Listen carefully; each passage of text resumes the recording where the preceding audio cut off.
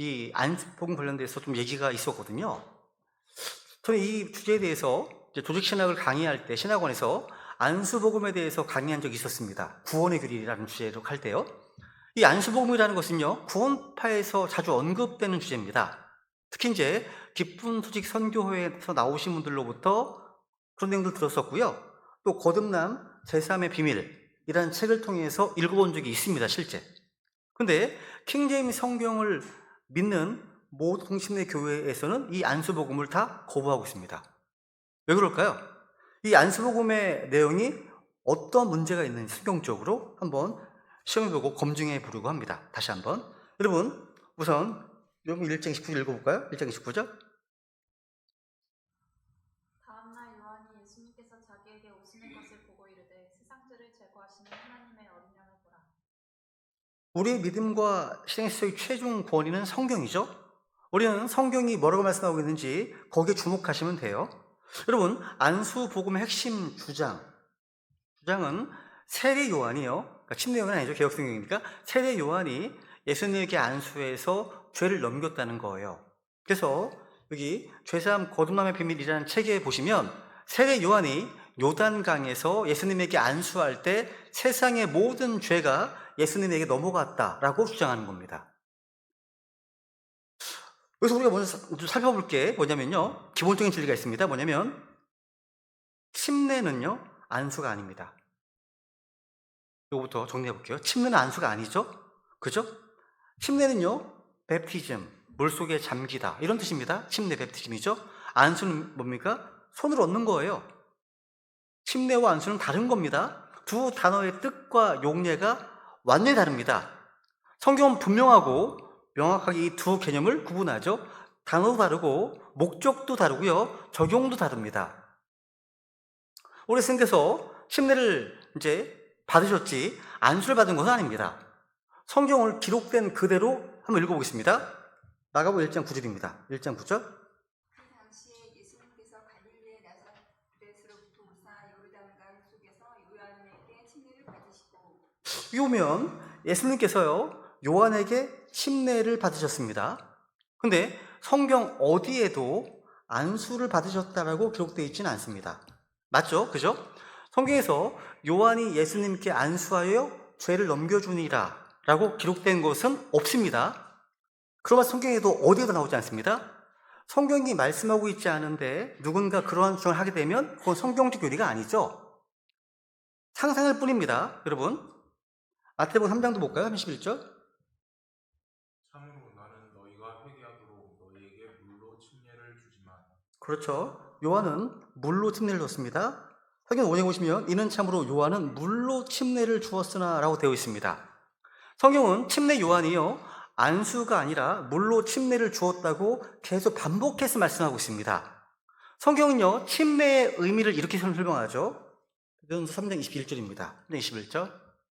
그와 같은 모형 곧 침례가 예수 그리스도의 부활로 말미암아 이제 또한 우리를 구원하는데 이것은 육체의 더러운 것을 제거하는 것이 아니요 선한 양심이 하나님을 향해 응답하는 것이니라. 침례는요 육체의 더러운 것을 제거하는 것이 아니네요. 침례는 죄를 없애는 행위도 아니고 죄를 넘기는 안수도 아닙니다. 침례는 구원의 조건도 아닙니다. 침례는 이미 구원받은 성도가 믿음으로 순종하여 고백하는 선한 양심의 응답입니다. 그러니까 여러분, 우선 침례는 안수가 아닙니다. 또 안수는 침례가 아닙니다. 성경이 구분하고 있는 것을 혼합하게 되면 문제가 생기겠죠. 두 번째, 요한은요, 세례 요한, 침례 요한은 인류의 대표가 아닙니다. 그리고 이따 보겠지만 죄를 전가하신 분은 하나님이십니다. 보세요. 이 안수복음의 두 번째 핵심 우리가 뭐냐면 요한이 인류를 대표해서 예수님께 죄를 넘겨주었다는 주장입니다. 그래서 그 책에 보시면 이렇게 주장합니다. 세례 요한은 제사장이며 인류를 대표하는 자로서 예수님께 안수하여 죄를 넘겼다고 가르칩니다. 그 책에 돼 있어요. 이것은 침례자 요한을요 인류의 대표로 주장하고 있는 겁니다. 그 근거가 뭔가 봤더니 마태복음 11장 11절을 인용하더라고요. 보세요 한번 11장 11절. 우리 성기님. 물론 내가 너희에게 이르노니 여자에게서 태어난 자들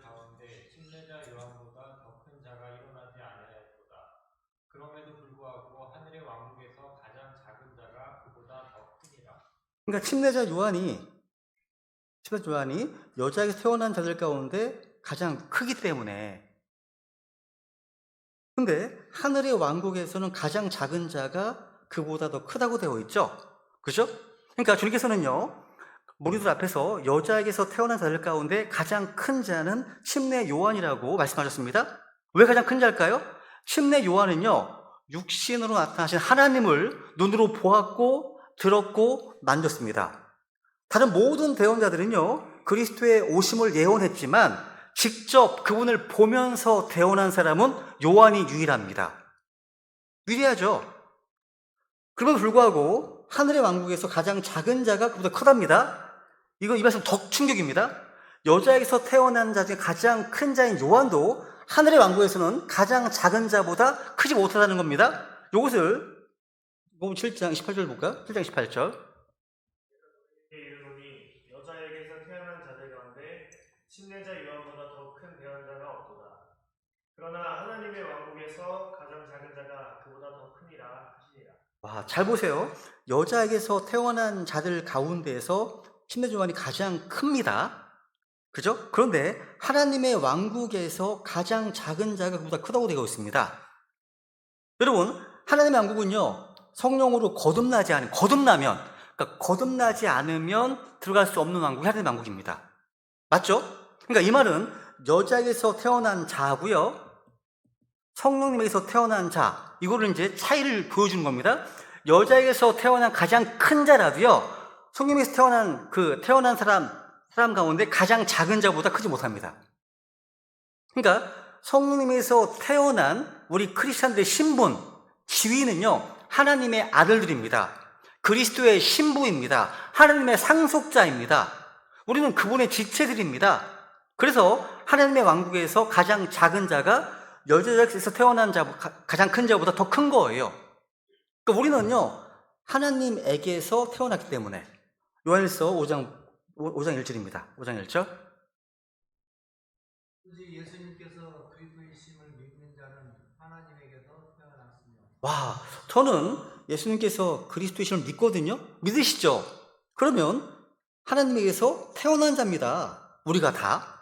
그죠? 우리가 하나님을 아버지라고 부르는 것은 하나님에게서 태어났기 때문이죠. 요번 1장 12, 13절.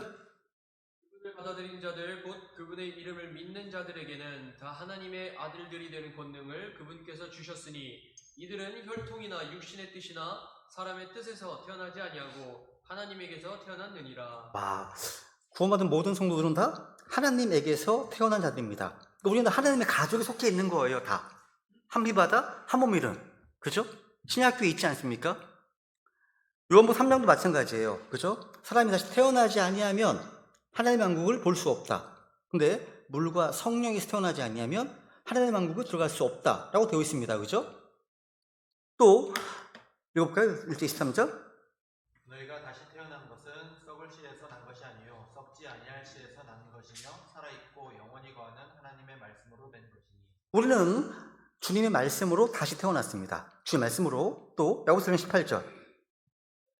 자신의 뜻에 따라 진리의 말씀으로 우리를 낳으셨으니 이것은 우리가 그분의 창조물 중 첫 열매 종류가 되게 하려 하심이라. 와, 그렇다면 우리는 왜 하나님의 왕국에서 가장 작은 자가 여자에게서 난 가장 큰 대언자 침례 요한보다 더 큰 자인지를 충분히 알 수 있죠. 그죠?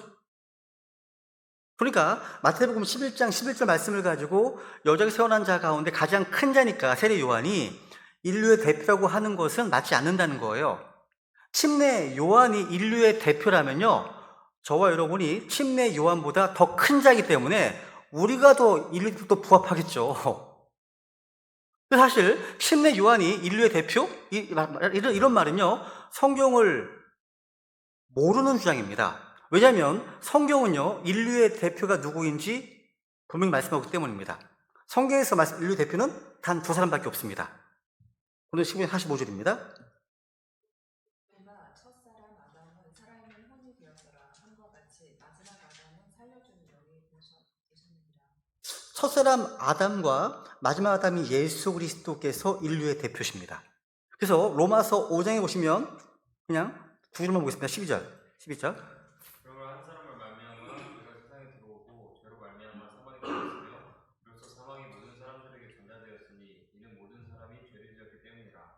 19절. 한 사람의 불순종에 의해 많은 사람이 죄인이 된 것 같이 그렇게 한 사람의 순종에 의해 많은 사람이 의롭게 될 것이기 때문이다. 한 사람 아담, 한 사람 예수 그리스도. 그죠? 그러니까 첫사람 아담은 인류의 대표로서 아담을 통해서 죄와 사망에 들어왔습니다. 그리고 마지막 아담이신 예수 그리스도를 통해서 생명과 칭의가 들어옵니다. 여기 중간에 끼어들 사람은 없습니다. 그러니까 성경의 역사에서 인류의 대표는 오직 두 사람만 존재합니다. 그죠? 침례 요한 대표가 아닙니다. 침례 요한은요, 아무도 대표할 수 없는 한 대언자예요. 요한은 광야에서 선포하는 대언자로서 살았습니다. 마태복음 3장 3절입니다. 3장 3절. 이 사람은 주께서 대언자 이사야를 통해 말씀하신 자니라. 그가 이르되 광야에서 외치는 자의 소리가 있어 이르기를 너희는 주의 길을 예비하라 그분의 행로들을 굳게 하라 하였느니라. 여기 이 사람 침례 요한은요, 광야에서 외치는 자의 소리가 있다 얘기했습니다. 그러니까 요한은 광야에서 선포하는 대언자로서 살았습니다. 요한은 성전에서 제사장 직무를 수행한 적이 없습니다. 오히려 요한은 성전과 분리된 광야에서 사역했습니다. 성경은 요한을 대언자라고 증언합니다. 그래서 마태복음 11장 13절. 대언자들과 율법은 요한까지 대언하였나니. 모든 대언자들과 율법은 요한까지 대언했다 말씀합니다. 그러니까 요한이 인류의 대표가 되었다는 주장이나 또 제사장으로 사역했다는 것은 성경이 아닙니다. 성경적인 것이 아니라는 거예요. 그리고 요한이 죄를 전가했다고 하는데, 여러분, 죄를 전가한 분은요, 침례 요한이 아니라 하나님이십니다. 성경 분명히 말씀합니다. 고린도후서 보세요. 고린도후서 5장 21절. 하나님께서 죄를 알지 못한 그분을 우리를 위해 죄가 되게 하신 것은 우리가 그분 안에서 하나님의 의가 되게 하려 하심이라. 죄를 알지 못한 그분, 예수님이시죠. 그분을 죄가 되게 하시는 거 누가요? 하나님께서 하셨어요. 이사야서 53장 6절. 우리는 다 양 같아서 길을 잃고 각각 자기 길로 돌아섰는데 주께서는 우리 모두의 불법을 그에게 지우셨도다. 주체를 보세요. 죄를 넘기신 주체를 보세요. 주께서는 우리 모두의 불법, 죄를 예수님 그에게 지우셨도다라고 되어 있습니다.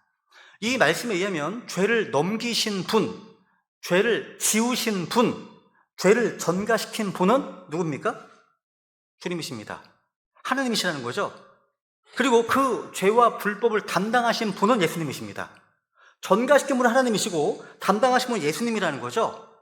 그럼 침례 요한은 뭘 했습니까? 물로 침례를 베풀었습니다. 그 외의 역할은 성경에 안 나와요. 없습니다. 여러분, 침례자 요한이요, 인류를 대표해서 죄를 옮길 수 있습니까? 불가능합니다. 레위기에서 공부했던 내용이 나옵니다. 보세요 한번. 안수를 누가 하는 거죠? 제사장이 하는 게 아니에요. 레위기 1장 4절입니다. 안수는 제사장이 아니라 죄를 지은 사람이 안수하는 거예요. 1장 4절. 그는 번제 허물의 머리에 안수할지니 그러면 그를 위해 속죄가 이루어지도록 그를 대신하여 그것을 내가 받으리라. 여기 있는 그가 누구죠? 속죄가 이루어질 필요가 있는 사람입니다. 그러니까 그는 번제 허물의 머리에 안수할지니라고 되어 있죠. 그러니까 여기서 그는 누굽니까? 바로 죄 허물을 가져온 자입니다. 죄를 지은 사람을 가리키는 거죠. 제사장의 역할은 그 헌물을 잡고 피를 뿌리는 거지 안수하는 게 아닙니다. 안수는 헌물을 가져온 자, 죄를 지은 사람, 그가 안수를 하는 겁니다.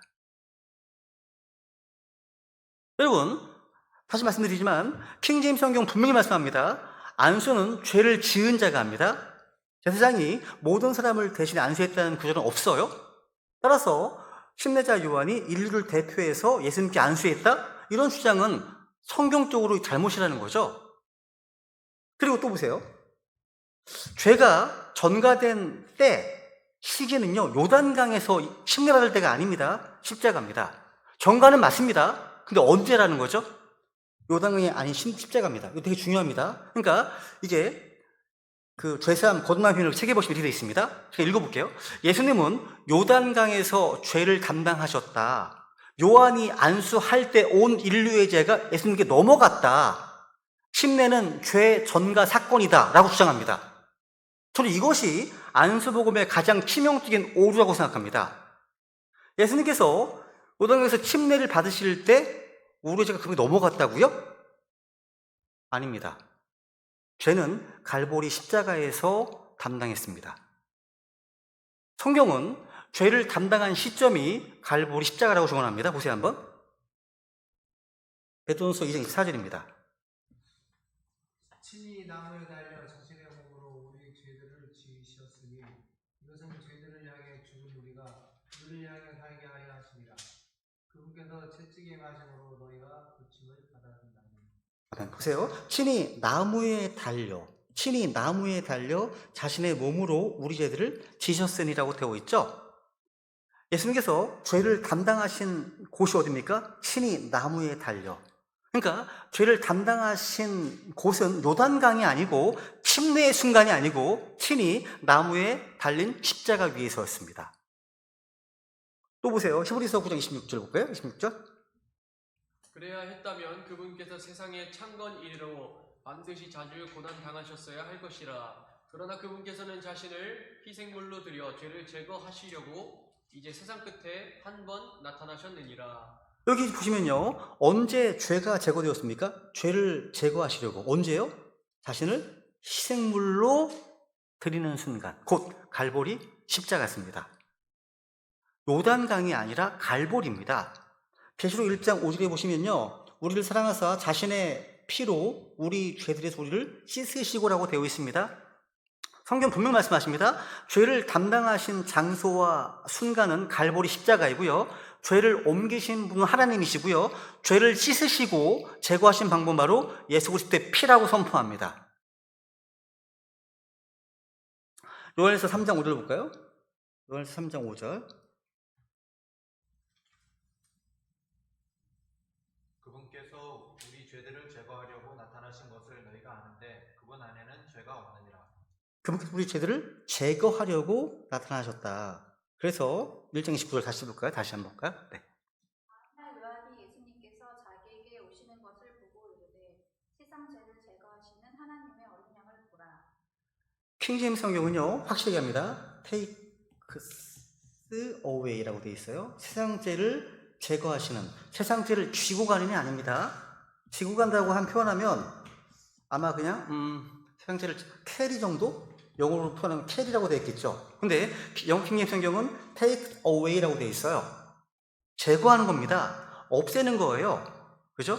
근데 여기서 저는 그 책, 거듭난 죄사인을 책 보면서요 놀랬던 것이 하나 있습니다. 뭐냐면 요 다음날 박옥수 목사님이라는 분이요 이 다음날 이렇게 설명하시더라고요. 예수님께서 이 다음날 바로 전날 침례를 받았다. 다음날 요한이 세상죄를 지고 가는 어린 양이라고 얘기하는 겁니다. 그러니까 요 다음날이 전날이 뭐 침례가 있었고요. 침례가 있었고 침례 그 다음날이 이 얘기를 했다. 선포가 이렇게 가르치는 거예요. 여러분 이것은요 성경의 문맥을 전혀 이해하지 못한 해석이에요. 요한복음 1장 29절 앞부분에 뭐가 나오냐면 다음날은 침례받은 다음날이 절대 아닙니다. 요한 1장에 보시면요 19절에 보시면 읽어볼까요? 19절 읽어볼까요? 유대인들이 제사장들과 내릴 사람들을 예루살렘에서 보내어 내가 누구냐 하고 요한에게 물을 때 그의 질문이 이러하니라. 지금 이 당시 종교 지도자들이 요한에게 질문합니다. 너 누구냐고, 네가 그리스도냐고, 엘리야냐고. 요한은 대답합니다. 나는 그리스도가 아니라고, 광야에서 외치는 자의 소리라고 얘기를 합니다. 그리고 나서 29절로 간 거예요.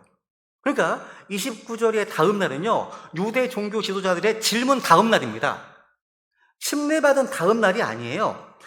침례 다음 날일 수가 없어요. 왜냐하면 예수님은 침례를 받자마자 광야로 가셔서 무려 40일을 계셨기 때문입니다. 성경이 말씀하십니다. 보세요. 마가복음 1장 11절. 그럼 다음에 음성이 나서 이르시되 너는 내 사랑하는 아들이라 내가 너를 매우 기뻐하노라 하시니라. 즉시 성령께서 그분을 광야로 이끌고 가시니. 보세요. 지금 앞에 이제 침례를 받고 나서 하늘에서 음성이 들렸죠? 너는 내 사랑하는 아들이라 내가 너를 기뻐한다 하고 나서 바로 즉시 어디로 갔습니까? 광야로 가셨습니다. 광야에서 며칠 있습니까? 40일 동안 광야에서 시험 받으셨습니다. 마태복음 4장도 보시면요 3장 뒷부분에 침례받는 나옵니다. 또 4장 1절에 보시면 그때 예수님께서 광야로 들어가서 마귀의 시험을 받으신 말씀하십니다. 그러니까 침례를 받으신 후에 예수님은 40일 동안 광야에 계셨습니다. 그렇기 때문에 요한은 예수님을 침례 직후 다음 날에 볼 수 없습니다. 없어요. 요한복음 29절은요 40일간의 광야 후라는 거죠.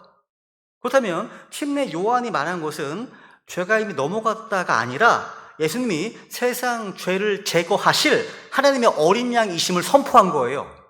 즉 침례 요한은 예수님이 어떤 분이신지를 증언한 것이지 침례 사건을 해석한 것이 아니라는 거. 정리하면 안수복음은요 성경 본문과 시간 순서를 무시한 잘못된 해석이 기반한 겁니다. 여러분 요한복음 29절은요 요단강에서 죄가 전가된 장면이 아니라 예수님께서 하실 일을 선포한 장면입니다. 그럼 예수님의 침례는 뭐죠? 죄를 지고 가신 것이 아니라 공적 사역의 시작을 선언한 겁니다. 즉 예수님의 침례는 죄를 씻기 위한 의식이 아니라 죄 없으신 하나님의 아들께서 공적 사역을 시작하시는 선언입니다. 예수님께서 요단강에서 침례를 받고 올라오시니까 이런 얘기가 들렸죠? 보세요. 이거 너무 중요합니다. 분위기가 너무 달라요. 이제 마무리하겠습니다. 17절. 침례 받고 나서 들린 음성입니다. 하늘로부터 한 음성이 나서 이르시되 이 사람은 내 사랑하는 아들이라 내가 그를 매우 기뻐하노라 하시니라. 지금 예수님께서 요한에서 침례를 받고 있습니다. 침례를 받고 물에서 올라오고 나니까 갑자기 이런 음성이 들립니다. 하늘로부터 음성이 들립니다. 뭐예요?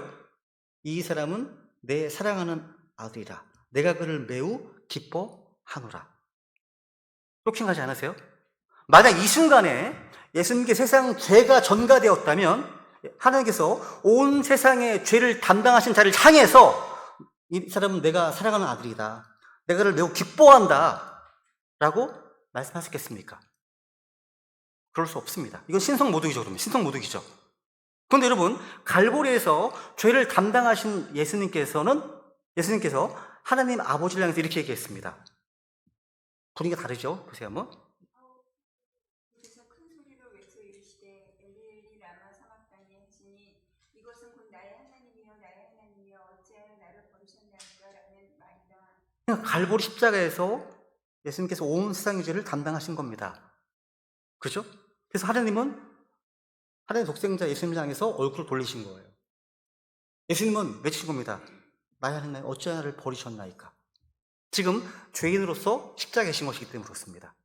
그런데 요단강에서는요 그게 전혀 아니에요. 그러니까 이 사람은 내 사랑하는 아들이라 내가 그를 매우 기뻐하노라 말씀하시는 거예요. 이제 분위기가 다르지 않습니까? 그것은 온 세상 죄를 담당하신 시점이 요단강이 아닌 갈보리이기 때문입니다.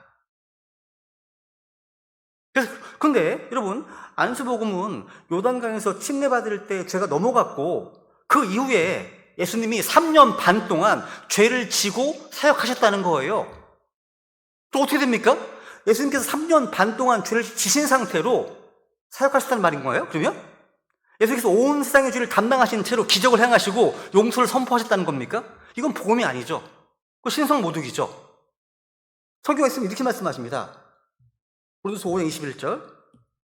하나님께서 죄를 알지 못한 그분을 우리를 위해 죄가 되게 하신 것은 우리가 그분 안에서 하나님의 의가 되게 하려 하심이라. 예수님은 죄를 알지도 못한 분이십니다. 죄를 알지도 못한 분이시죠. 또 요한일서 3장 5절에 보시면요 그분 안에는 죄가 없느니라 말씀하십니다. 그러니까 우리 예수님께서는요 죄를 알지도 못하시고 평생 죄 없이 사셨습니다. 그리고 갈보리 십자가 위에서 온 세상 죄를 담당하셨고 자신의 피로 세상 죄를 제거하셨습니다. 이게 성경에서 말씀하시는 그리스도의 복음입니다. 정리하면 예수님은 침례를 받을 때 죄를 지신 것이 아니라 십자가에서 죄를 담당하셨습니다. 요단강은 예수님의 공개 사역의 어떤 시작을 보여주는 곳이고 갈보리는요 세상 죄를 제거하심으로 하나님의 구원 계획을 완성하신 곳입니다. 그래서 오늘 우리 성경 말씀을 기록된 그대로 살펴봤습니다. 침례는 안수가 아닙니다. 요한은 인류의 대표가 아닙니다. 죄를 전가하신 분은 요한이 아닌 하나님이십니다. 그리고 죄가 전가된 곳은 요단강이 아니라 십자가입니다. 그래서 우리의 시선을 어디에 두어야 됩니까? 요단강이 아니라 갈보리 시선을 고정해야 됩니다. 침례자 요한이 아니라 예수 그리스도께 시선을 고정해야 됩니다. 우리의 믿음의 중심은 갈보리 십자가에 있다는 사실. 거기에 우리 구원이 있고 우리의 평안이 있고요. 우리의 소망이 있습니다. 그래서 오늘 두 가지 질문 봤죠, 그죠? 하나는 붙잡혀가고 남겨지는 것, 심판인가 휴거인가 잘 정리하시면 되겠고, 또 하나는 안수복음에 대해서 성경적으로 잘 분별하셔서 혹시 아직도 안수복음을 믿고 있는 분들이 계시다면 이런 거 잘 정리하셔서 진리를 가르쳐 주시면 좋겠습니다. 그럼 이 시간 같이 다 함께 기도하겠습니다. 공동 기도 제목인데요.